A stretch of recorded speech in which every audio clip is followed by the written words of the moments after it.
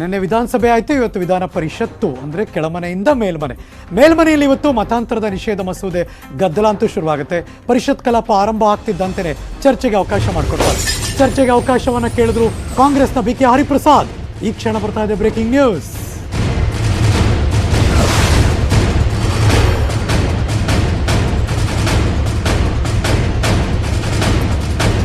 ಚರ್ಚೆಗೆ ಅವಕಾಶ ಬೇಕು ಅಂದ್ರು ಕಾಂಗ್ರೆಸ್ನ BK ಹರಿಪ್ರಸಾದ್.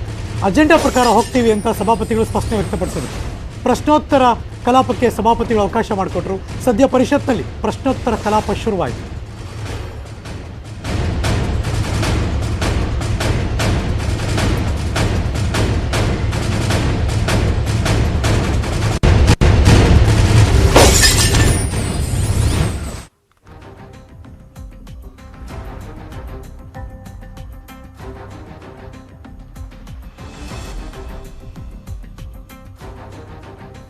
ಓಕೆ, ಇವತ್ತು ಪರಿಷತ್ನಲ್ಲಿ ಪ್ರಶ್ನೋತ್ತರದ ಕಲಾಪ ಶುರುವಾಗಿದೆ. BK ಹರಿಪ್ರಸಾದ್ ಅವರು ಕೇಳಿದ್ರು, ಬಟ್ ಆದರೆ ಅವಕಾಶ ಕೇಳಿದ್ರು ಬೇಕು ಅಂತ. ಆದರೆ ಈ ಕ್ಷಣಕ್ಕೆ ಸಭಾಪತಿಗಳು ಪ್ರಶ್ನೋತ್ತರ ಮೊದಲಿರೋದ್ರಿಂದ ಅಜೆಂಡಾ ಪ್ರಕಾರ ಹೋಗ್ತೀನಿ ನಾನು ಅಂತ ಪ್ರಶ್ನೋತ್ತರ ಕಲಾಪಕ್ಕೆ ಹೋಗಿದ್ದಾರೆ. ಪ್ರಶ್ನೋತ್ತರ ಕಲಾಪ ಶುರುವಾಗಿದೆ. ಇದು ಪರಿಷತ್ತಿನ ಅಪ್ಡೇಟ್.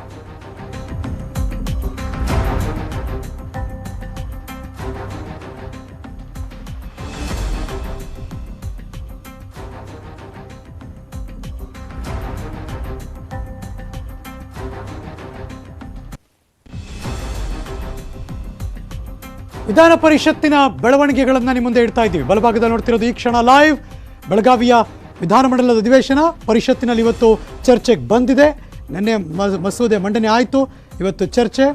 ಅದಕ್ಕೆ ಮುಂಚೆ ಅಜೆಂಡಾ ಪ್ರಕಾರ ಪ್ರಶ್ನೋತ್ತರಕ್ಕೆ ಹೋಗಿದ್ದಾರೆ ಮಾನ್ಯ ಸಭಾಪತಿಗಳು. Let's go live. ಪರಿಷತ್ತಲ್ಲಿ ಏನಾಗ್ತಿದೆ ನೋಡೋಣ. ದಾಖಲಿಸಬೇಕಲ್ವೇ, ಆ ಬಗ್ಗೆ ಮಾಹಿತಿಯನ್ನ ಮಂತ್ರಿಗಳಿಂದ ಕೇಳ್ತಾ ಇದ್ದಾರೆ.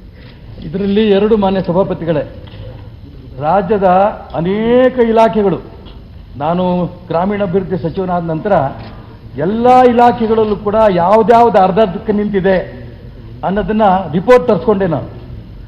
ಯಾಕೆ ನಿಂತಿದೆ ಅಂದರೆ ಆಯಾ ಇಲಾಖೆನಲ್ಲಿ ಹಣ ಇಲ್ಲ ಅನ್ನೋಂಥ ಒಂದೇ ಕಾರಣಕ್ಕೆ ಆ ಬಿಲ್ಡಿಂಗ್ಗಳು ಹಾಗಾಗಿ ನಿಲ್ಲಿಸ್ಬಿಟ್ಟಿದ್ರು. ಕೊನೆಗೆ ಅದ್ರ ಬಗ್ಗೆ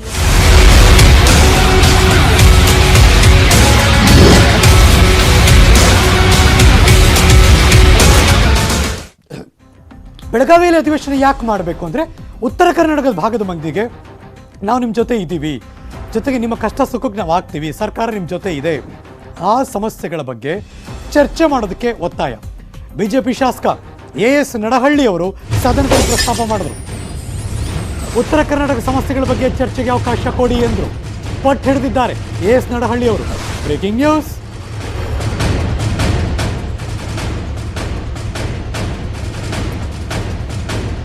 ಅವ್ರು ಪಟ್ಟು ಹಿಡಿದ್ರು, ಸ್ಪೀಕರ್ ಗರಂ ಆದರು. ಪ್ರಶ್ನೋತ್ತರ ಕಲಾಪ ಮೇಲೆ ಅವಕಾಶ ಅಂತ ಸ್ಪೀಕರ್ ಹೇಳಿದ್ರು. ಸದ್ಯ ಸದನದಲ್ಲಿ ಪ್ರಶ್ನೋತ್ತರ ಕಲಾಪ ನಡೀತಾ ಇದೆ. ಎರಡು ಕಡೆನೂ ಅಷ್ಟೇ ಪ್ರಶ್ನೋತ್ತರ ಕಲಾಪ ನಡೀತಾ ಇರೋದು, ವಿಧಾನಸಭೆ ಮತ್ತು ವಿಧಾನ ಪರಿಷತ್ತು. AS ನಡಹಳ್ಳಿ ಅವರ ಒತ್ತಾಯ, ಉತ್ತರ ಕರ್ನಾಟಕ ಭಾಗ ಇಲ್ಲದಕ್ಕೆ ಅವಕಾಶ ಮಾಡಿಕೊಡ್ಬೇಕು. ವಿಧಾನಸಭೆಯಲ್ಲಿ ಆಗ್ತಿರುವಂತಹ ಬೆಳವಣಿಗೆನ ನಿಮ್ಮ ಮುಂದೆ ಇಡ್ತಾ ಇದ್ದೀವಿ, ಸಮಸ್ಯೆಗಳ ಬಗ್ಗೆ ಚರ್ಚೆ ಮಾಡಬೇಕು ಅಂತ ಒತ್ತಾಯ ಮಾಡಿದ್ರು. ಪಟ್ಟು ಹಿಡಿದ್ರು, ಗರಂ ಆದರು ಸ್ಪೀಕರ್ ಅವರು. ಇದೀಗ ಪ್ರಶ್ನೋತ್ತರಕ್ಕೆ ಕಲಾಪಕ್ಕೆ ಅನುವು ಮಾಡಿಕೊಟ್ಟಿದ್ದಾರೆ. ಸದನದಲ್ಲಿ ಪ್ರಶ್ನೋತ್ತರ ಕಲಾಪ ನಡೀತಾ ಇದೆ.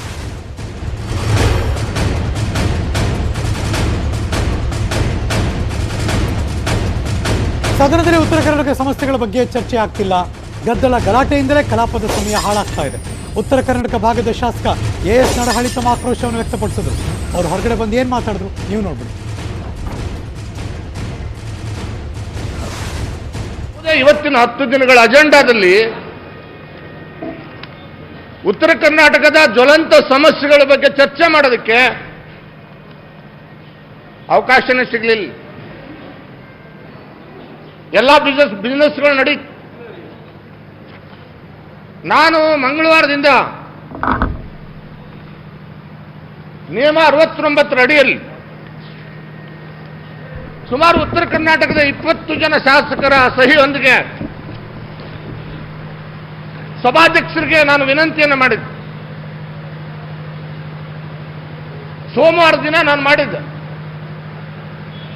ಮಂಗಳವಾರ ಚರ್ಚೆ ಕೊಡ್ತೀನಿ ಅಂತ ಹೇಳಿದ್ರು, ಮಂಗಳವಾರ ಕೊಡಲಿಲ್ಲ. ಬುಧವಾರ ಕೊಡ್ತೀನಿ ಅಂದ್ರು ಕೊಡಲಿಲ್ಲ. ಗುರುವಾರ ನಿನ್ನೆ 8 ಗಂಟೆವರೆಗೆ, ನಾನು ರಾತ್ರಿ 8 ಗಂಟೆಗೂ ಕೂಡ ರಿಕ್ವೆಸ್ಟ್ ಮಾಡಿದೆ, ಕೊಡ್ಲಿಲ್ಲ. ಅಭಿವೃದ್ಧಿಯಲ್ಲಿ ನಾವು ಕೊನೆಯವರಾಗಿದ್ದೇವೆ. ಕರ್ನಾಟಕ ಏಕೀಕರಣ 65 ವರ್ಷದ ನಂತರನೂ ಕೂಡ ಅಭಿವೃದ್ಧಿಯಲ್ಲಿ ನಾವು ಕೊನೆಯವರಿದ್ದೇವೆ. ಕನಿಷ್ಠ ನಮ್ಮ ಸಮಸ್ಯೆಗಳನ್ನು ಹೇಳೋದಕ್ಕೆ ಕೊನೆ ದಿನನಾದರೂ ಅವಕಾಶ ಕೊಡ್ತೀರಾ ಅಂತ ಹೇಳಿ ಕೇಳೋನಿದ್ದೇನೆ. ಯಾವುದೇ ಇವತ್ತಿನ 10 ದಿನಗಳ ಅಜೆಂಡಾದಲ್ಲಿ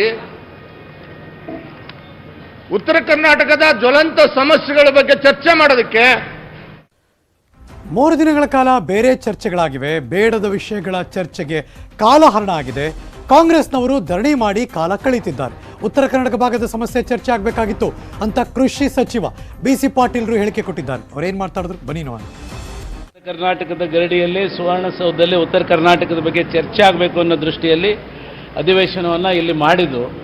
ಆದರೆ ಕಾಂಗ್ರೆಸ್ನವರು 3 ದಿವಸಗಳ ಕಾಲಹರಣ ಮಾಡಿ ಅನಾವಶ್ಯಕವಾಗಿ ಬೇಡದಂಥ ಸಮಸ್ಯೆಗಳನ್ನು ಚರ್ಚೆ ಮಾಡಿ ಕಾಲಹರಣ ಮಾಡಿದ್ದಾರೆ. ಆದಾಗ್ಯೂ ಏನು ಚರ್ಚೆ ಆಗಿದೆ ಅದು ನಮಗೂ ಕೂಡ ತೃಪ್ತಿ ಆಗಿಲ್ಲ. ಉತ್ತರ ಕರ್ನಾಟಕದ ಗರಡಿಯಲ್ಲಿ ಸುವರ್ಣಸೌಧದಲ್ಲಿ ಉತ್ತರ ಕರ್ನಾಟಕದ ಬಗ್ಗೆ ಚರ್ಚೆ ಆಗಬೇಕು ಅನ್ನೋ ದೃಷ್ಟಿಯಲ್ಲಿ ಅಧಿವೇಶನವನ್ನು ಇಲ್ಲಿ ಮಾಡಿದ್ದು. ಆದರೆ ಕಾಂಗ್ರೆಸ್ನವರು 3 ದಿವಸಗಳ ಕಾಲಹರಣ ಮಾಡಿ ಅನಾವಶ್ಯಕವಾಗಿ ಬೇಡದಂಥ ಸಮಸ್ಯೆಗಳನ್ನು ಚರ್ಚೆ ಮಾಡಿ ಕಾಲಹರಣ ಮಾಡಿದ್ದಾರೆ. ಆದಾಗ್ಯೂ ಏನು ಚರ್ಚೆ ಆಗಿದೆ ಅದು ನಮಗೂ ಕೂಡ ತೃಪ್ತಿ ಆಗಿಲ್ಲ. ಮುಖ್ಯಮಂತ್ರಿ ಬಸವರಾಜ ಬೊಮ್ಮಾಯಿಯವರು ವಿದೇಶಕ್ಕೆ ಏನಾದ್ರು ಹೋಗ್ತಾರಾ? ಅವರು ಮಂಡಿ ನೋವಿತ್ತು, ಶಸ್ತ್ರಚಿಕಿತ್ಸೆನ ಅಲ್ಲೋಗಿ ಮಾಡಿಸ್ಕೋತಾರ? ವಿದೇಶಕ್ಕೆ ಹೋದಾಗ ಅವರ ಕುರ್ಚಿಲಿ ಏನಾಗುತ್ತೆ? ಈ ಥರದ ಎಷ್ಟೋ ಪ್ರಶ್ನೆಗಳು ರಾಜಕೀಯದ ಅಂಗಳದಲ್ಲಿ ಓಡಾಡ್ತಾ ಇತ್ತು. ಇದೀಗ ಅದಕ್ಕೆ ಸ್ಪಷ್ಟನೆ ಕೊಟ್ಟಿದ್ದಾರೆ ಕಂದಾಯ ಸಚಿವರು. Breaking news.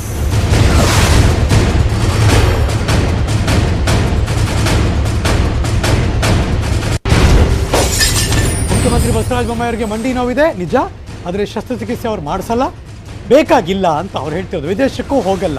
ಆರ್ ಅಶೋಕ್ ಅವರ ಮಾತು. ವಿದೇಶಕ್ಕೆ ಹೋಗೋದಲ್ಲ ಸುಳ್ಳು, ಸುಮ್ಮನೆ ಊಹಾಪೋಹ, ಚಿಕಿತ್ಸೆಗೆ ಅಗತ್ಯ ಇಲ್ಲ ಅವ್ರಿಗೆ. ಅವರು ಆಯುರ್ವೇದಿಕ್ ಟ್ರೀಟ್ಮೆಂಟ್ ಪಡ್ಕೋತಾ ಇದ್ದಾರೆ, ಏನು ಪ್ರಾಬ್ಲಮ್ ಇಲ್ಲ, ರೆಸ್ಟ್ ಮಾಡಿದ್ರೆ ಸರಿ ಹೋಗ್ತಾರೆ. ಆರ್ ಅಶೋಕ್ ಅವರ ಮಾತು. ಯಾರಾದರೂ ಅವ್ರ ಸೀಟು ಅಂದರೆ ಮುಖ್ಯಮಂತ್ರಿಗಳ ಸೀಟು ಕನಸು ಕಾಣ್ತಿದ್ರೆ ಅದು ಬರೀ ಕನಸಾಗೇ ಉಳಿಕೊಳ್ಳುತ್ತೆ, ತಿರುಕನ ಕನಸು ಅಂದರು ಆರ್ ಅಶೋಕ್ ಅವರು. ಅವ್ರು ಏನೇನೆಲ್ಲ ಮಾತಾಡಿದ್ರು ಬನ್ನಿ ನೋಡೋಣ. ಸುವರ್ಣಸೌಧದ ಚಳಿಗಾಲದ ಅಧಿವೇಶನ ಇವತ್ತು ತೆರೆಗೊಳ್ಳಲಿದೆ.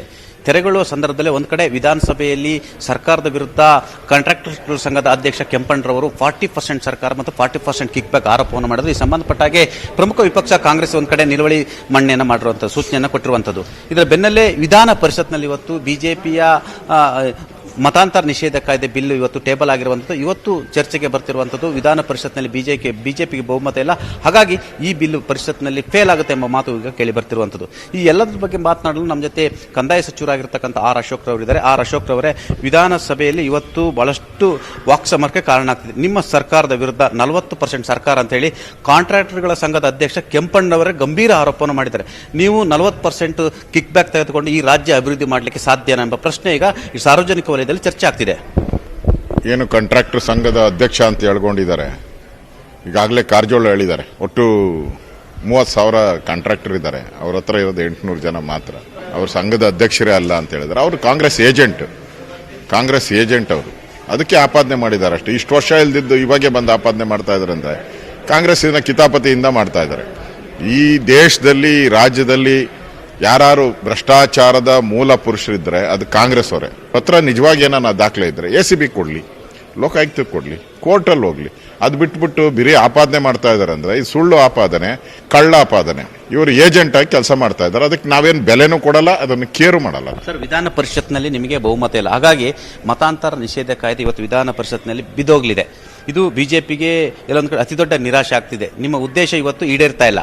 ನೋಡಿ, ಈಗಾಗಲೇ ಕಾಂಗ್ರೆಸ್ ಅವರು 2016ರಲ್ಲೇ ಈ ಬಿಲ್ ತರಬೇಕು ಅಂತ ಬಿಲ್ಲನ್ನ ರೆಡಿ ಮಾಡಿ ಮುಖ್ಯಮಂತ್ರಿಗಳಾಗಿದ್ದಂಥ ಸಿದ್ದರಾಮಯ್ಯನವರು ಸಹಿ ಹಾಕ್ಬಿಟ್ಟಿದ್ದಾರೆ. ಈಗ ರೆಡ್ ಹ್ಯಾಂಡ್ ಆಗಿ ಅವ್ರು ಸಿಕ್ಕಾಕಿರೋದ್ರಿಂದ ಕಾಂಗ್ರೆಸ್ಗೆ ನೈತಿಕ ಅಧಿಕಾರನೇ ಇಲ್ಲ ನಮ್ಮ ಮೇಲೆ ಬ್ಲೇಮ್ ಮಾಡಕ್ಕೆ. ಅವರೇ ತಂದಿದ್ದಾರೆ ಕಾನೂನಲ್ಲಿ ಏನೇನಿದೆಯೋ ಎಲ್ಲನೂ ಕೂಡ. ಅವರು ಶಿಕ್ಷೆ ಮಾತ್ರ ನಾವು ಜಾಸ್ತಿ ಮಾಡಿದ್ದಾರೆ. ಅವರು 6 ತಿಂಗಳು ಹೇಳಿದ್ರು, ನಾವು ಅದನ್ನ 3 ವರ್ಷ ಮಾಡಿದ್ದಾರೆ ಅಷ್ಟೇ. ಅದು ಬಿಟ್ರೆ ಕಾಂಗ್ರೆಸ್ ಮತ್ತು JDS ಈ ಬಿಲ್ ಅನ್ನು ವಿರೋಧಿಸಿದೆ. ಈ ಎರಡೂ ಕೂಡ ಸದಸ್ಯರು ಕೂಡ ಒಟ್ಟಾಗಿರುವಂತದ್ದು. ಒಟ್ಟಾಗಿದ್ರು ಕೂಡ ನಿಮಗೆ ಬಹುಮತ ಪಡಲಿಕ್ಕೆ ಸಾಧ್ಯ ಇಲ್ಲ. ಹಾಗಾದ್ರೆ ನೀವು ಕಾಂಗ್ರೆಸ್ ಸದಸ್ಯರನ್ನು ಗೈರು ಮಾಡ್ತೀರಾ, JDS ಸದಸ್ಯರನ್ನು ಗೈರು ಮಾಡ್ತೀರಾ ಸರ್? ಏನ್ ನಿಮ್ಮ ಸ್ಟ್ರಾಟಜಿ ಸರ್? ಅಲ್ಲ, ಈಗಾಗಲೇ JDS ಅವರು ವಿಧಾನಸಭೆಯಲ್ಲಿ ಮಾತಾಡಿದ್ದಾರೆ. ಈ ಬಿಲ್ಲು ಕಾಂಗ್ರೆಸ್ ಅವರು ತಂದಿರೋದು, JDSಗೂ ಕಾಂಗ್ರೆಸ್ಗೂ ಹೊಂದಾಣಿಕೆ ಇಲ್ಲ, ಅದಾಗೋದು ಇಲ್ಲ, ಯಾವತ್ತೂ ಆಗಲ್ಲ. ಅದರಿಂದ ಇದನ್ನ ಯಾವ ರೀತಿ ನಾವು ಈ ಒಂದು ಒಡಕನ್ನ ಯಾವ ರೀತಿ ಉಪಯೋಗ ಮಾಡ್ಕೊಬೇಕು ಅನ್ನೋ ಜಾಣ್ಮೆ ತಾಳ್ಮೆ ನಮಗಿದೆ, ಬಿಜೆಪಿಗಿದೆ, ಮುಖ್ಯಮಂತ್ರಿಗಿದೆ. ನಾವಿವತ್ತು ಮಾಡಿ ತೋರಿಸ್ತೀವಿ. ಕೊನೆಯದಾಗಿ ಸರ್, ಮುಖ್ಯಮಂತ್ರಿ ಬದಲಾಗ್ತಾರೆ ಅಂತ ಸುದ್ದಿ ಹಬ್ಬಿರುವಂಥದ್ದು, ಮುಖ್ಯಮಂತ್ರಿಗಳ ಇತ್ತೀಚಿನ ಹೇಳಿಕೆ ಬದಲಾವಣೆ ಜಗತ್ತಿನ ನಿಯಮ ಅಂತ ಹೇಳಿಕೆಗಳು ಕೊಟ್ಟಿರುವಂಥದ್ದು, ಭಾವನಾತ್ಮಕ ಮಾತಾಡಿರುವಂಥದ್ದು. ಹಾಗಾಗಿ ಇದು ಸಾರ್ವಜನಿಕ ವಲಯದಲ್ಲಿ ಸರ್ಕಾರದ ಮೇಲೆ ಎಲ್ಲ ಕಡೆ ನಂಬಿಕೆ ಬರ್ತಲ್ಲ. ಏನಿದು ಬಿಜೆಪಿ ಸರ್ಕಾರದಲ್ಲಿ ಮೂರು ಚೀಫ್ ಮಿನಿಸ್ಟರ್ಗಳು ಚೇಂಜ್ ಆಗ್ತಾರ ಅಂತೇಳಿ. ನೀವು ಹಿರಿಯ ಸಚಿವರಿದ್ದೀರಾ, ಮುಖ್ಯಮಂತ್ರಿನ ಹತ್ತಿರದಲ್ಲಿ ನೋಡಿದವರಿದ್ದೀರಾ. ಮುಖ್ಯಮಂತ್ರಿ ಬಸವರಾಜ ಬೊಮ್ಮಾಯಿ ಅವರು ಬದಲಾದರೆ ಯಾರು ಹೊಸ ಮುಖ್ಯಮಂತ್ರಿ ಆಗ್ತಾರೆ? ಯಾರು ಬದಲಾವಣೆ ಅಂತ ಹೇಳ್ತಾ ಇದ್ದಾರೋ ಅವರೆಲ್ಲ ತಿರುಕನ ಕನಸಷ್ಟೇ. ಕೊನೆಗೆ ತಿರುಕನ ಕತೆ ಏನಾಗ್ತೈತೆ, ಬೀದಿಯಲ್ಲಿ ಭಿಕ್ಷೆ ಬೇಡೋ ಸ್ಥಿತಿ ಬರ್ತೈತೆ. ಅದರಿಂದ ಈ ತಿರುಕನ ಕನಸೆಲ್ಲ ನಿಜ ಆಗಲ್ಲ. ನಾನು ಹೇಳ್ತಾ ಇದ್ದೀನಿ, ಯಾರೂ ಕೂಡ ಮುಖ್ಯಮಂತ್ರಿ ವಿರುದ್ಧ ಇಲ್ಲ. ಕೇಂದ್ರದ ನಾಯಕರು ಅಮಿತ್ ಶಾ ಅವರು ಈಗಾಗಲೇ ಸ್ಪಷ್ಟವಾಗಿ ಹೇಳಿದ್ದಾರೆ, ಥರದ ಯಾವುದೇ ಬದಲಾವಣೆ ಇಲ್ಲ. ಯಾರಾದರೂ ತಿರುಕನ ಕನಸಿದ್ರೆ ಅವ್ರು ಜ್ಯೋತಿಷ್ಯ ಹತ್ರ ಹೋಗಿ ಜ್ಯೋತಿಷ್ಯ ಕೇಳ್ಕೊಂಡ್ಲಿ. ಇವಿಷ್ಟು ಹಿರಿಯ ಸಚಿವ ಆರ್ ಅಶೋಕ್ ರವರ ಮಾತುಗಳು. ಒಟ್ಟಾರೆ ಮುಖ್ಯಮಂತ್ರಿಗಳ ಮಂಡಿ ಶಸ್ತ್ರಚಿಕಿತ್ಸೆ ಮಾಡಿಸಲ್ಲ, ಅವರು ಆಯುರ್ವೇದಿಕ ಚಿಕಿತ್ಸೆ ಮುಖಾಂತರ ಅದನ್ನ ಗುಣಪಡಿಸ್ಕೊಂತಾರೆ ಅಂತ ಹೇಳಿದ್ದಾರೆ. ಮತ್ತು ಜೊತೆಗೆ ಪ್ರಮುಖವಾಗಿ ಮುಖ್ಯಮಂತ್ರಿ ಬದಲಾವಣೆ ಇಲ್ಲ ಎಂಬ ಮಾತನ್ನು ಕೂಡ ಹೇಳಿರುವಂಥದ್ದು. ಈ ಎಲ್ಲದರ ನಡುವೆ ಕೂಡ ಒಂದು ಟ್ವಿಸ್ಟ್ ಅನ್ನು ಕೊಟ್ಟಿರುವಂಥದ್ದು, ವಿಧಾನ ಪರಿಷತ್ನಲ್ಲಿ ನಾವು ಬಿಲ್ಲನ್ನು ಪಾಸ್ ಮಾಡ್ಕೊಳ್ತೀವಿ, ನೋಡ್ತಾ ಇರಿ ಎಂಬ ಒಂದು ಮಾತನ್ನು ಕೂಡ ಹೇಳಿರುವಂಥದ್ದು. ಕ್ಯಾಮರಾ ಪರ್ಸನ್ ಶಿವಪ್ಪ ಜೊತೆ ಬೆಳಗಾವಿಯಿಂದ ಚಿದಾನಂದ್ ಪಟೇಲ್, ನ್ಯೂಸ್ 18 ಕನ್ನಡ. ಆರಕ್ಷಕರು ಅಂದರೆ ನಮಗೆ ರಕ್ಷಣೆ ಕೊಡಬೇಕು ಅಂತ, ರಕ್ಷಣೆ ಮಾಡಬೇಕಾದ ಆರಕ್ಷಕನೇ ಕಳ್ಳನಾದ್ರೆ ಆ ಸ್ಟೋರಿ ತಗೊಂಡ್ಬರ್ತೀನಿ. ಒಂದು ಚಿಕ್ಕ ಬ್ರೇಕ್ ಆದ್ಮೇಲೆ ಎಲ್ಲೂ ಹೋಗದೆ ಕಾಯ್ತಾ ಇರಿ.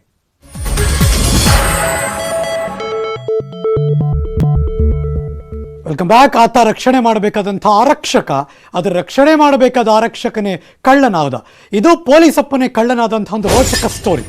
ಯಾವ ಪೊಲೀಸು ಏನ್ ಮಾಡ್ದ ನೋಡೋಣ. Breaking news.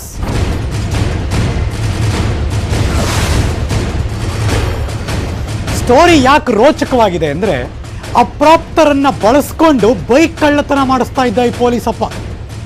ಅಪ್ರಾಪ್ತರ ಬೈಕ್ ಕಳ್ಳತನ ಮಾಡಿ ಹೊನ್ನಪ್ಪನಿಗೆ ತಂದು ಕೊಡ್ತಿದ್ರು. ಪೊಲೀಸ್ ಹೊನ್ನಪ್ಪ ಆತನ ಹೆಸರು. ಕದ್ದ ಬೈಕ್ಗಳನ್ನ ಮಾರಾಟ ಮಾಡ್ತಿದ್ರು. ಬೆಂಗಳೂರು, ಹಾವೇರಿ ಸೇರಿದಂತೆ ಹಲವು ಕಡೆ ಬೈಕ್ ಮಾರಾಟ ಮಾಡಿದ್ದಾರೆ. ಬಾಬಾ ಹೆಂಗೆ ನೋಡಿ ಕತೆ ಈ ಪೊಲೀಸಪ್ಪಂದು. ಅಪ್ರಾಪ್ತ ಹುಡುಗರನ್ನ ಬಳಸ್ಕೊಂಡು ಬೈಕ್ ಕಳ್ಳತನ ಮಾಡಿಸಿ ಆ ಬೈಕ್ನ ತಂದು ಇವನ ಹತ್ರ ಕೊಡಬೇಕು. ಈ ಪೊಲೀಸಪ್ಪ ಪೊಲೀಸೇ ಅಕ್ರಮವಾಗಿ ಮಾಡಿಸಿರುವ ಕಳ್ಳತನದ ಬೈಕ್ಗಳನ್ನು ಈತ ಮಾರಾಟ ಮಾಡ್ತಾನೆ. ಪೊಲೀಸ್ ಕಳ್ಳನನ್ನು ಬಂಧಿಸಿದಂತಹ ಮಾಗಡಿ ಠಾಣೆ ಪೊಲೀಸರು, ಚೆನ್ನಾಗಿದೆ. ಪೊಲೀಸ್ ಕಳ್ಳ ಒಂದೇ ಹೊರಡೋದು, ಈಗ ಬೇರೆ ಬೇರೆ ಹೊರಡಲ್ಲ. ಮೊದಲೆಲ್ಲ ಬೇರೆ ಬೇರೆ ಹೊರಡಿತ್ತು, ಪೊಲೀಸ್ ಬೇರೆ ಕಳ್ಳ ಬೇರೆ ಅಂತ. ಈಗ ಹಂಗಲ್ಲ. ಈ ವ್ಯಕ್ತಿಯಿಂದ ಈ ಡಿಪಾರ್ಟ್ಮೆಂಟ್ಗೆ ಕೆಟ್ಟ ಹೆಸರು, ಪೊಲೀಸ್ ಕಳ್ಳ ಅನ್ನೋಂಗೆ ಆಗೋಯ್ತು. ಮಾಗಡಿ ಠಾಣೆ ಪೊಲೀಸರು ಇದೀಗ ಹೊನ್ನಪ್ಪ ಉರುಫ್ ರವಿ ಆತನ ಬಂಧಿಸಿದ್ದಾರೆ. ಪೊಲೀಸ್ ಕಾನ್ಸ್ಟೇಬಲ್ ಆತ ಮಾರಾಟ ಮಾಡ್ತಿದ್ದ 53 ಬೈಕ್ಗಳನ್ನು ವಶಪಡಿಸ್ಕೊಂಡಿದ್ದಾರೆ. ವಿದ್ಯಾರಣ್ಯಪುರಂ ಠಾಣೆಯಲ್ಲಿ ಕಾನ್ಸ್ಟೇಬಲ್ ಆಗಿದ್ದ ಈ ಹೊನ್ನಪ್ಪ 2016 ಬ್ಯಾಚ್ ಸಿವಿಲ್ ಕಾನ್ಸ್ಟೇಬಲ್. ಈ ಹೊನ್ನಪ್ಪ ಸದ್ಯ ಓಡಿ ಮೇಲೆ IPS ಅಧಿಕಾರಿಯೊಬ್ಬರ ಪರ್ಸನಲ್ ಕಾರ್ ಡ್ರೈವರ್ ಆಗಿದ್ದಾರೆ. ಪೊಲೀಸ್ ಕಾನ್ಸ್ಟೇಬಲ್ ಹೊನ್ನಪ್ಪ, ರಾಜಸ್ಥಾನದ ರಮೇಶ, ಇಬ್ಬರು ಅಪ್ರಾಪ್ತರು ಸೇರಿದಂತೆ 4 ಜನರ ಅರೆಸ್ಟ್ ಮಾಡಿದ್ದಾರೆ.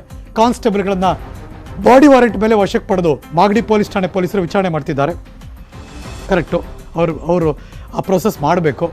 ಆದರೆ ಈ ಪೇದೆ ಯಾರು ಕದೀತಾರೆ ಅವ್ರನ್ನ ಹಿಡಿ ಬದಲು ಇವರೇ ಕದಿಸೋದು, ಇವರೇ ಸೆಲ್ ಮಾಡೋದು. ಚೆನ್ನಾಗಿದೆ. DCP ಮಾತಾಡಿದ್ದಾರೆ, ಇದ್ರ ಬಗ್ಗೆ ನೋಡೋಣ ಬನ್ನಿ. ವಿಜಯನಗರ ಉಪವಿಭಾಗದಲ್ಲಿ ನಡೆಯುತ್ತಿದ್ದಂಥ 2 ವೀಲರ್ ಕಳ್ಳತನಕ್ಕೆ ಸಂಬಂಧಪಟ್ಟಂತೆ ಪ್ರಕರಣಗಳನ್ನು ಪತ್ತೆ ಮಾಡಲು ಕಳ್ಳತನದ ಒಂದು ದೊಡ್ಡ ನೆಟ್ವರ್ಕನ್ನು ಬೇರಿಸಲು ಅವರು ಯಶಸ್ವಿಯಾಗಿದ್ದಾರೆ. ಇಲ್ಲಿವರೆಗೆ 53 ಬೈಕ್ಗಳನ್ನು ಅವರು ಪತ್ತೆ ಮಾಡಿದ್ದು, ಸುಮಾರು 77 ಲಕ್ಷ ಮೊತ್ತದ ಬೈಕ್ಗಳು ಇವು ಆಗಿರ್ತದೆ.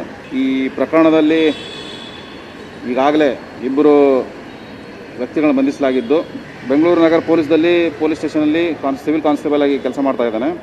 ಇನ್ನೊಬ್ಬ ಒಂದು ಬಟ್ಟೆ ಅಂಗಡಿನಲ್ಲಿ ಕೆಲಸ ಮಾಡ್ತಾ ಇದ್ದ ಬಳೆಪೇಟೆನಲ್ಲಿ. ಆ ವ್ಯಕ್ತಿ ಕೆಲವು ಬೈಕ್ಗಳನ್ನು ರಾಜಸ್ಥಾನಕ್ಕೆ ಸಹಿತ ಅದನ್ನು ಕೊಡೋ ಪ್ಲ್ಯಾನ್ ಮಾಡ್ಕೊಂಡಿದ್ದ. ಅವರಿಂದ ಮಾಹಿತಿ ಪಡೆಯಲಾಗಿ ಬೆಂಗಳೂರಿನ ನಗರಾದ್ಯಂತ ಈ ಮೋಟರ್ ಸೈಕಲ್ಗಳನ್ನು ಕಳ್ಳತನ ಮಾಡಲಾಗಿದೆ. ಇದನ್ನು ಕಳ್ಳತನಗಳನ್ನು ಬೇರೆಯವ್ರ ಕಡೆಯಿಂದ ಮಾಡಿಸ್ತಾ ಇರ್ತಾನೆ. ಬಂದ ಮೇಲೆ ಆತನು ತಾನೇನು ಬಾಡಿಗೆ ಮನೆ ಮಾಡ್ಕೊಂಡಿದ್ದು ಅಲ್ಲಿ ಗಾಡಿನ ತರಿಸ್ಬಿಟ್ಟು ಅಲ್ಲಿನ ಹೊಸ ಲಾಕ್ ಬ್ರೇಕ್ ಆಗಿರೋದನ್ನು ಹೊಸ ಲಾಕ್ ಸಿಸ್ಟಮನ್ನು ರೆಡಿ ಮಾಡಿಸಿ ಇವನು ಮತ್ತು ಇನ್ನೊಬ್ಬ ಸೇರ್ಕೊಂಡ್ಬಿಟ್ಟು ಈ ಬೈಕ್ಗಳನ್ನು ಮೆಜಾರಿಟಿಯಾಗಿ ದಾವಣಗೆರೆ, ರಾಣೆಬೆನ್ನೂರು, ಹಾವೇರಿ ಮತ್ತಿತರ ಪಟ್ಟಣಗಳ ನಿವಾಸಿಗಳಿಗೆ ಅತ್ಯಂತ ಕಡಿಮೆ. ಮತ್ತಷ್ಟು ಮಾಹಿತಿ ನನ್ನ ಸಹೋದ್ಯೋಗಿ ಗಂಗಾಧರ್ ವಾಗಟ ದೂರವಾಣಿ ಸಂಪರ್ಕದಲ್ಲಿ. Good morning Gangadhar. Yes sir Harish, good morning. Police ಕಳ್ಳನನ್ನ ಹೆಂಗ್ ಹಿಡಿದ್ರು, ಹೆಂಗ್ ಗೊತ್ತಾಯ್ತು? ಹರೀಶ್, ಇದು ನಿಜಕ್ಕೂ ವಿಪರ್ಯಾಸ ಅಂತ ಹೇಳ್ಬೋದು.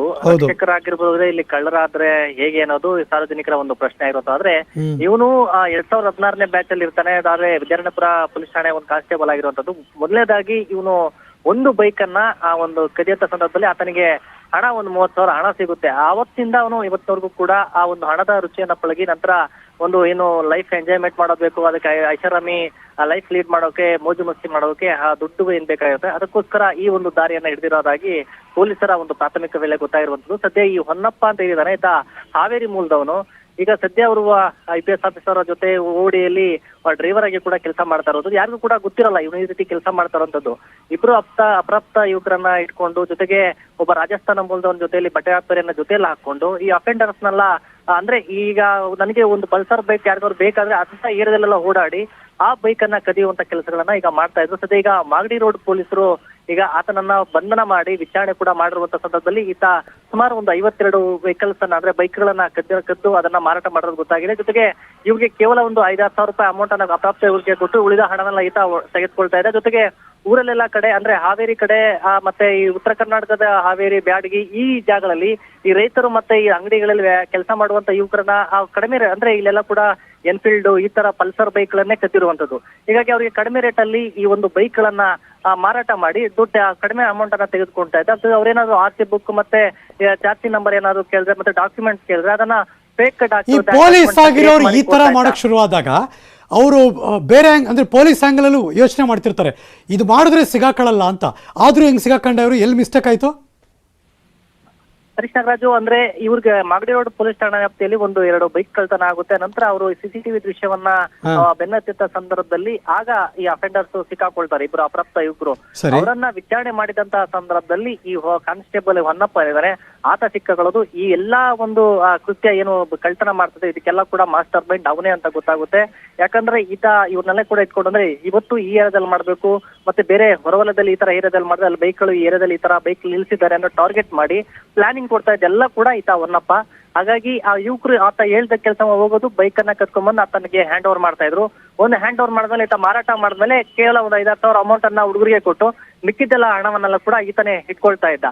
ಹೀಗಾಗಿ ಆ ಪೊಲೀಸರು ಅವರನ್ನ ವಿಚಾರಣೆ ಮಾಡಿದಂತ ಸಂದರ್ಭದಲ್ಲಿ ಆತ ಒಪ್ಕೊಂಡಿದ್ದಾನೆ, ಒಪ್ಕೊಂಡಿರುವಂತದ್ದು. ಹೌದು, ನಾನು ಬೈಕ್ಗಳನ್ನ ಕಳ್ತನ ಮಾಡ್ತಾ ಇದ್ದೆ, ಮತ್ತೆ ಇದಕ್ಕೆಲ್ಲ ಕೂಡ ರೂಪರೆ ಪ್ಲಾನ್ ಗಳನ್ನ ಹುಡುಗರಿಗೆ ಹೇಳ್ಕೊಡ್ತಾ ಇದ್ದ ತಾನೇ ಅನ್ನೋದ್ರ ಬಗ್ಗೆ ಕೂಡ ಗೊತ್ತಿರುವಂತ. ಜೊತೆಗೆ ಆತ ರೂಮಲ್ಲಿ ವಿದ್ಯಾರಣ್ಯಪುರ ಲಿಮಿಟ್ಸ್ ಅಲ್ಲಿ ಒಂದು ರೂಮಲ್ಲಿ ಏನಿದ್ದಾನೆ, ಆ ರೂಮಲ್ಲೂ ಕೂಡ ಬೈಕ್ ಗಳ ಟೂಲ್ಸ್ ಆಗಿರ್ಬೋದು ಮತ್ತೆ ಡಾಕ್ಯುಮೆಂಟ್ಸ್ ಆಗಿರ್ಬೋದು, ಜೊತೆಗೆ ಆ ಒಂದು ಸಿಸ್ಟಮ್ ಅನ್ನ ಇಟ್ಕೊಂಡಿದ್ದಾನೆ ಆಪರೇಟ್ ಮಾಡೋದು. ಯಾಕಂದ್ರೆ ಹಳೆ OLX ನಲ್ಲಿ ಒಂದು ಈಗ ಬ್ಲಾಕ್ ಪಲ್ಸರ್ ಬೈಕ್ ಅನ್ನ ಕದ್ರೆ ಅದಕ್ಕೆ OLX ನಲ್ಲಿ ಹುಡುಕ್ತಾ ಇದ್ದ. ಅಲ್ಲಿ ಬ್ಲಾಕ್ ಪಲ್ಸರ್ದು ಚಾರ್ಜಿ ನಂಬರ್ ಆಗಿರ್ಬೋದು, ಡಾಕ್ಯುಮೆಂಟ್ಸ್ ನಂಬರ್ ಇದ್ದು ಅದನ್ನ ಎಡಿಟೆಡ್ ಎಕ್ಸೆಲ್ ಅಲ್ಲಿ ಎಡಿಟೆಡ್ ಮಾಡಿ ಆ ಡಾಕ್ಯುಮೆಂಟ್ಸ್ ನೇ ದಾಖಲೆ ಅಂತ ಹೇಳಿ ಇವ್ರಿಗೆ ಬೈಕ್ ಮಾರಾಟ ಮಾಡೋರಿಗೆ ಕೊಡುವಂತ ಕೆಲಸವನ್ನ ಕೂಡ ಮಾಡ್ತಾ ಇದ್ದ.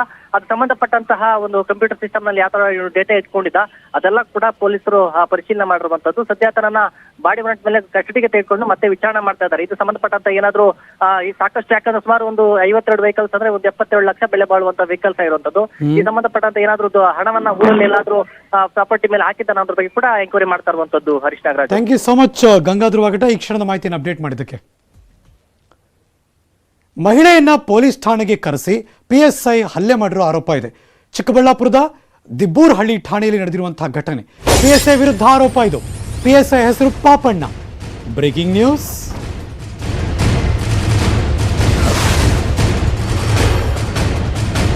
ಮೌಖಿಕ ದೂರಿನ ಮೇರೆಗೆ ಮಹಿಳೆಯನ್ನ ಠಾಣೆಗೆ ಕರೆಸಿ ಹಲ್ಲೆಯಂತೆ. ಹೆಣ್ಮಗಳನ್ನ ಠಾಣೆ ಕರೆಸಿದಾಗ ಆ ಠಾಣೆಯಲ್ಲಿ ಮಹಿಳಾ ಸಿಬ್ಬಂದಿ ಇರಬೇಕು ಹ್ಯಾಂಡಲ್ ಮಾಡೋಕ್ಕೆ, ರೂಲ್ ಅದು. ಏನಿವೆ, ಮಹಿಳೆಯನ್ನ ಕಾಲಿನಿಂದ ಒದ್ರಂತೆ ಕಾನ್ಸ್ಟೇಬಲ್.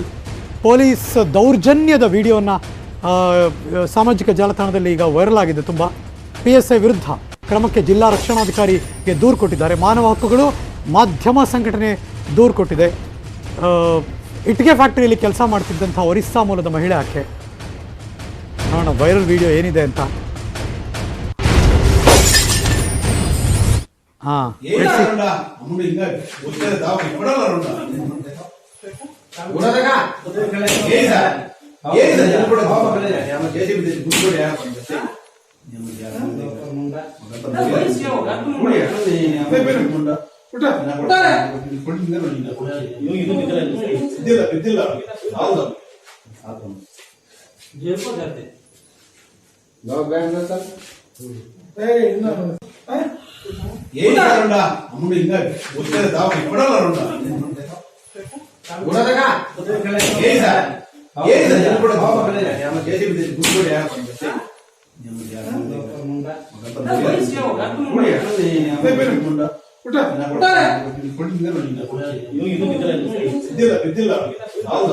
ಮತ್ತಷ್ಟು ಮಾಹಿತಿ ಚಿಕ್ಕಬಳ್ಳಾಪುರದಿಂದ ಮನುಕುಮಾರ್ ನನ್ನ ಸಹೋದ್ಯೋಗಿ ದೂರವಾಣಿ ಸಂಪರ್ಕದಲ್ಲಿದ್ದಾರೆ. Good morning Manu. ಮನು, ಧ್ವನಿ ಕೇಳಿಸ್ತಾ ಇದೆಯಾ? ಯಾಕೋ ಫೋನ್ ಲೈನ್ ಮತ್ತೆ ನಂಗೆ ಕ್ಲಿಯರಾಗಿ ಕೇಳಿಸ್ತಿಲ್ಲ. ಮತ್ತೆ ರೀಕನೆಕ್ಟ್ ಮಾಡಿ ಮಾತಾಡೋಣ. ಸಮ್ ಪ್ರಾಬ್ಲಮ್ ಇರ್ಬೋದು. Let's see. ಇದು ಸಾಮಾಜಿಕ ಜಾಲತಾಣದ ಹರಿದಾಡ್ತಿರುವಂಥ ವಿಡಿಯೋ. ಪೊಲೀಸ್ ಠಾಣೆ ಕರೆಸಿ PSI ಹಲ್ಲೆ ಮಾಡಿರೋ ಆರೋಪ. PSI ಪಾಪಣ್ಣ ಆಕೆ ಕಾಲ್ಗೆ ಹೊಡೆದು, ಜೊತೆಗೆ ಯಾರೋ ಚಂದ್ರು ಅಂತೆ, ಇಲ್ಲಿ ಓದ್ತಾ ಇದ್ದೀನಿ ಬಲಭಾಗದಲ್ಲಿ ದೂರು ಕೊಟ್ಟಿರೋದ್ರಲ್ಲಿ, ದೌರ್ಜನ್ಯ ಅಂತ. ಮನು, ನನ್ನ ಧ್ವನಿ ಕೇಳಿಸ್ತಾ ಇದೆಯಮ್ಮ?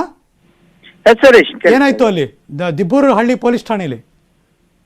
ಸರೀಶ್, ಏನೋ ಒಂದು ಅನೈತಿಕದಲ್ಲಿ ತೊಡಗಿದ್ರು ಅಂತ ಹೇಳಿ ಏನೋ ಇಟ್ಟಿಗೆ ಫ್ಯಾಕ್ಟರಿ ಮಾಲೀಕರು ಏನು ಪೊಲೀಸ್ ಠಾಣೆಗೆ ಒಬ್ಬ ಮಹಿಳೆಯನ್ನ ಕರ್ಕೊಂಡೋಗಿ ಬಿಡ್ತಾರೆ. ಈತರಿಗೆ ಬುದ್ಧಿವಾದ ಹೇಳಿ ಇವರು ನಮ್ಮ ಫ್ಯಾಕ್ಟರಿಯಲ್ಲಿ, ನಮ್ಮ ಇಟ್ಟಿಗೆ ಫ್ಯಾಕ್ಟರಿಯಲ್ಲಿ ಕೆಲಸ ಮಾಡ್ತಿದ್ದಾರೆ.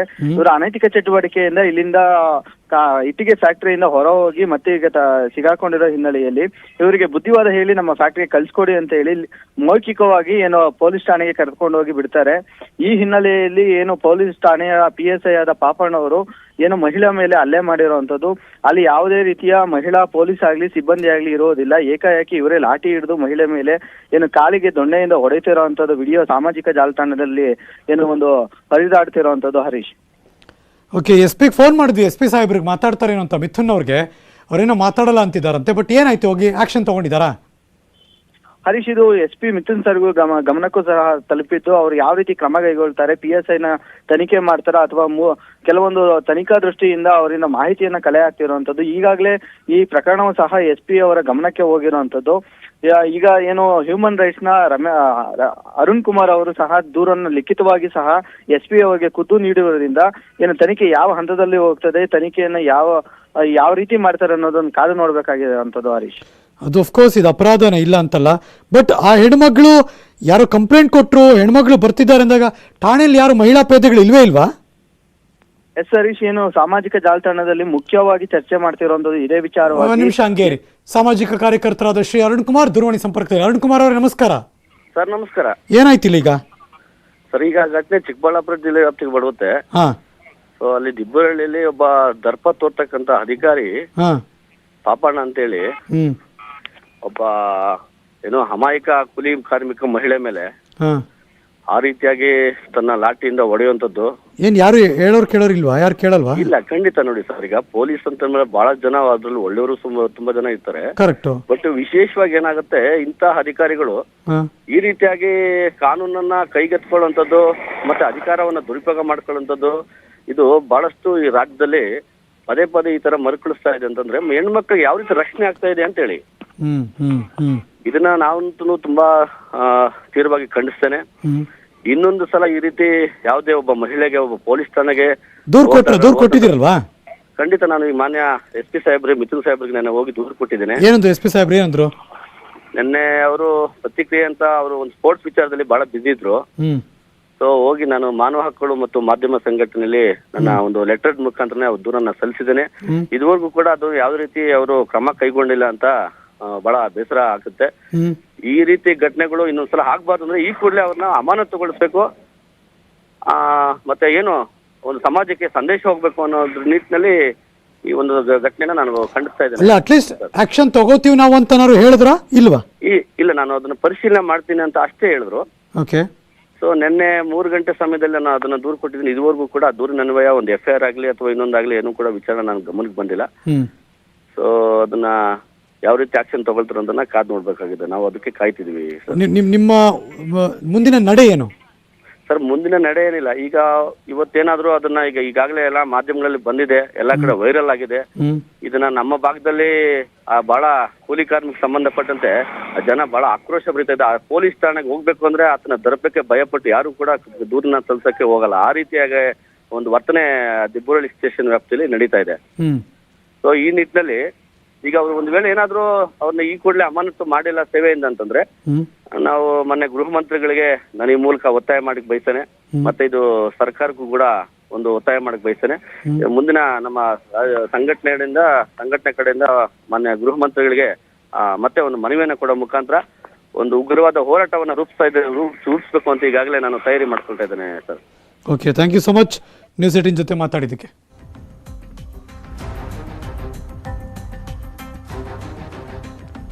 ನ್ಯೂಸ್ ಮುಂದುವರಿತಾ, ಇನ್ನೊಂದು ಬ್ರೇಕ್ ಆದ್ಮೇಲೆ ಕಾಯ್ತಾ ಇರಿ.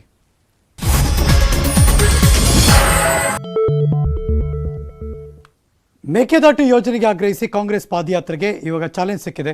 ಕೊಡಗಿನ ತಲಕಾವೇರಿಯಲ್ಲಿ ಕೆಪಿಸಿಸಿ ಅಧ್ಯಕ್ಷ ಡಿ.ಕೆ. ಶಿವಕುಮಾರ್ ಅವರ ನೇತೃತ್ವದಲ್ಲಿ ಕಾವೇರಿ ಮಾತೆಗೆ ಮಹಾ ಸಂಕಲ್ಪವನ್ನು ಮಾಡುವುದರ ಮೂಲಕ ಪೂಜೆ ಸಲ್ಲಿಸಿ ಅಲ್ಲಿ ಪಾದಯಾತ್ರೆಯನ್ನು ಶುರು ಮಾಡಿದ್ರು. ಕಾರ್ಯಕ್ರಮದಲ್ಲಿ ಕೆಪಿಸಿಸಿ ಕಾರ್ಯಾಧ್ಯಕ್ಷ ಆರ್ ಧ್ರುವನಾರಾಯಣ್ ಕೂಡ ಭಾಗವಹಿಸಿದರು. ಇನ್ನು MLC ಚುನಾವಣೆಯ ಪರಾಜಿತ ಅಭ್ಯರ್ಥಿ ಆ ಭಾಗದಲ್ಲಿ ಮಂಥರ್ಗೌಡ ಭಾಗಿಯಾಗಿದ್ದರು. ಈ ಸಂದರ್ಭದಲ್ಲಿ DKಶಿ ಅವರು ಮಾತಾಡಿದ್ರು. ಮೇಕೆದಾಟಿಂದ ಬೆಂಗಳೂರುವರೆಗೆ ಪಾದಯಾತ್ರೆ ಮಾಡ್ತೀವಿ, ಇದು ನಮ್ಮ ಭೂಮಿ, ನಮ್ಮ ನೀರು, ನಮ್ಮ ಯೋಜನೆ, ಸರ್ಕಾರ ಆದಷ್ಟು ಬೇಗ ಯೋಜನೆ ಜಾರಿ ಮಾಡಬೇಕು ಅಂತ DKಶಿ ಹೇಳಿದ್ರು. ಕಾವೇರಿ ಜನಾಯ ಪ್ರದೇಶದ 2 ರಾಜ್ಯದವರು ಕೂಡ ನ್ಯಾಯ ಸಿಗಬೇಕು ಅಂತ ಹೇಳಿ ಬೇಕಾದಷ್ಟು ತೀರ್ಪುಗಳು ಬಂದಿದೆ, ಒತ್ತಾಯಗಳು ಆಗಿದೆ. ಈ ಹಿನ್ನೆಲೆಯಲ್ಲಿ ಕರ್ನಾಟಕ ರಾಜ್ಯ ನಾವೆಲ್ಲ ಸೇರಿಕೊಂಡು, ಎಲ್ಲ ಪಕ್ಷದವರು ಸೇರಿಕೊಂಡು ಮೇಕೆದಾಟು ಅಣೆಕಟ್ಟನ್ನು ಕಟ್ಟಬೇಕು, ಬ್ಯಾಲೆನ್ಸಿಂಗ್ ರಿಸರ್ವಯರ್ ಆಗಬೇಕು. ಆ ಬ್ಯಾಲೆನ್ಸಿಂಗ್ ರಿಸರ್ವಯರಿಂದ ವಿದ್ಯುತ್ ಉತ್ಪಾದನೆ ಆಗ್ತದೆ. ಬೆಂಗಳೂರಲ್ಲಿರುವಂಥ 1.5 ಕೋಟಿ ಜನಸಂಖ್ಯೆಗೆ ನಿರಂತರವಾಗಿ ಕುಡಿಯುವ ನೀರಿನ ವ್ಯವಸ್ಥೆ ಆಗ್ತದೆ. 9,900 ಕೋಟಿ ರೂಪಾಯಿಗೆ ಈಗ ಮಾಡಿ ಸೆಂಟ್ರಲ್ ಗೌರ್ಮೆಂಟ್ ಅಪ್ರೂವಲ್ ಕೂಡ ಕೊಟ್ಟಿದೆ ನಮ್ಮ ಡೀಟೈಲ್ಡ್ ಪ್ರಾಜೆಕ್ಟ್ ರಿಪೋರ್ಟ್ಗೆ. ಸುಪ್ರೀಂ ಕೋರ್ಟ್ ಏನು ಹೇಳ್ತದೆ ಅಂತಂದರೆ ಕುಡಿಯೋ ನೀರಿನ ವ್ಯವಸ್ಥೆಗೆ ಯಾರ ಅಡಚಣೆನೂ ಬೇಡ ಅಂತ ಹೇಳಿ ಸುಪ್ರೀಂ ಕೋರ್ಟ್ ಹೇಳ್ತದೆ.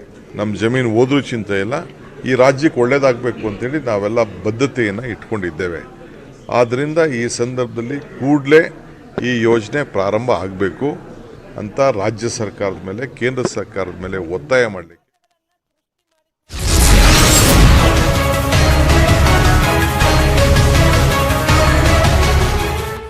ಒಮೈಕ್ರಾನ್ ಎಂಟ್ರಿ ಆಯಿತು, ಭಯ ಬೇಡ, ಆದರೆ ಎಚ್ಚರಿಕೆ ಇರಲಿ. ಕೇಸ್ ನಿಧಾನಕ್ಕೆ ಜಾಸ್ತಿ ಆಗ್ತಾ ಇದೆ. ಯಾಕೆಂದರೆ ನಿನ್ನೆ ಒಂದೇ ದಿನ 12 ಕೇಸ್ ಆಗಿದೆ, ಒಮೈಕ್ರಾನ್ ಕೇಸ್ ಪತ್ತೆ ಆಗಿರೋದು. ಕರ್ನಾಟಕದ 7 ಜಿಲ್ಲೆಗಳಲ್ಲಿ ಒಮೈಕ್ರಾನ್ ಕೇಸ್ ಇದೆ. Breaking news.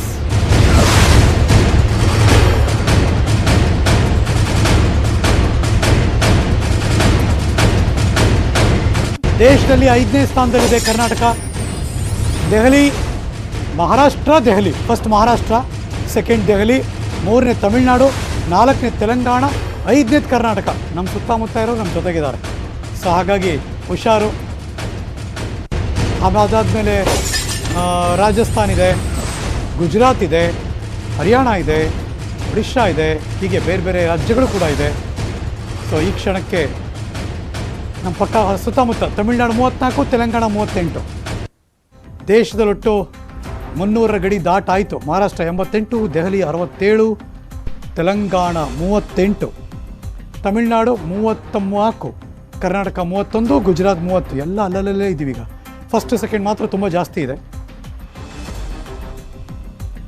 ಮಹಾರಾಷ್ಟ್ರ ಮತ್ತು ದೆಹಲಿ 88, 67. ಆಮೇಲೆ ತೆಲಂಗಾಣ, ತಮಿಳುನಾಡು, ಕರ್ನಾಟಕ, ಗುಜರಾತ್ ಎಲ್ಲ 30ರ ಬ್ರ್ಯಾಕೆಟಲ್ಲಿದೆ. ಕರ್ನಾಟಕ 5ನೇ ಪ್ಲೇಸ್ ಇಡೀ ದೇಶದಲ್ಲಿ ಒಮೈಕ್ರಾನ್ ಕೇಸ್ಗೆ ಸಂಬಂಧಪಟ್ಟ ಹಾಗೆ. ಎಚ್ಚರಿಕೆ ಇರಲಿ, ಹುಷಾರು, ಮುಂಜಾಗ್ರತಾ ಕ್ರಮ ವಹಿಸಿ. ದೇಶದಲ್ಲಿ 358ಕ್ಕೆ ಏರಿಕೆ ಆಯಿತು ಒಮೈಕ್ರಾನ್ನ ಕೇಸ್.